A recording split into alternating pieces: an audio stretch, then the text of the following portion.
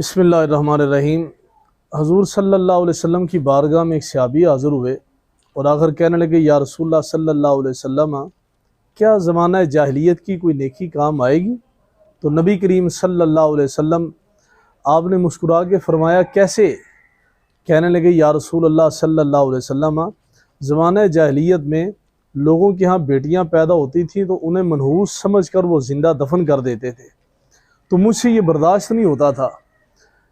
मैं उन बच्चियों को जो ज़िंदा दरगोर करते थे उनको निकाल के उनकी परवरिश करता था और 350 के लगभग मैंने बच्चियों की तरबियत की, उनकी शादियां की और उनके साथ बाप जैसी मोहब्बत उनको देकर उनको पाला पढ़ाया बड़ा किया।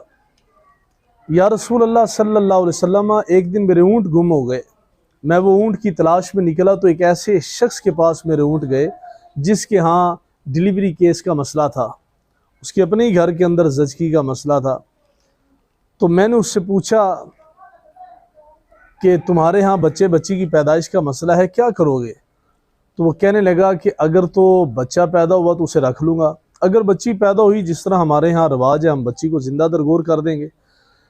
तो वो सहाबी ज़माना जाहिलियत की दास्तान सुनाते हुए कहने लगे, या रसूलल्लाह सल्लल्लाहु अलैहि वसल्लम, मैंने उस शख्स से कहा कि वो जो बच्ची तुम्हारे यहाँ होगी उसे ज़िंदा दरगोर ना करना, मुझे दे देना, मैं उसको पालूँगा पढ़ाऊँगा बड़ा करूँगा शादी करूँगा, उसको बाप की मोहब्बत दूँगा। तो वो कहने लगा, ये कैसे आदमी हो तुम, हमारे यहाँ रवाज हमने बच्ची को ज़िंदा दफन करना है। तो वो सहाबी हज़ूर सल्लल्लाहु अलैहि वसल्लम को कहने लगे, या रसूल अल्लाह सल्लल्लाहु अलैहि वसल्लम, मैंने इसरार किया कि बच्ची को दरगोर ना करना, मुझे दे देना। तो वो कहने लगा कि जो तुम्हारे ऊँट हैं अगर वो भी तुम मुझे दे देती हो बदले में तो मैं अपनी बच्ची तुम्हें दे दूँगा। तो इस बात पर वो राज़ी हो गया, कहने लगा ठीक है, ऊँट मैं ले लेता हूँ और बच्ची तुम्हारे वाले कर देता हूँ, मैं इसे ज़िंदा दरगोर नहीं करता। या रसूल अल्लाह सल्लल्लाहु अलैहि वसल्लम, मैंने उससे वो बच्ची ले ली और अपने ऊँट उसको हिबा कर दिए, दे दिए उसको ऊँट।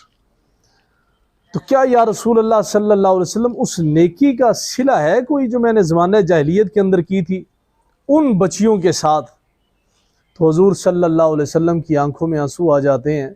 नबी अलैहिस्सलाम ने फरमाया, उसी नेकी की वजह से अल्लाह ताला ने तुम पर राज़ी होकर तुम्हें ईमान की इस्लाम की दौलत अता फरमाई है।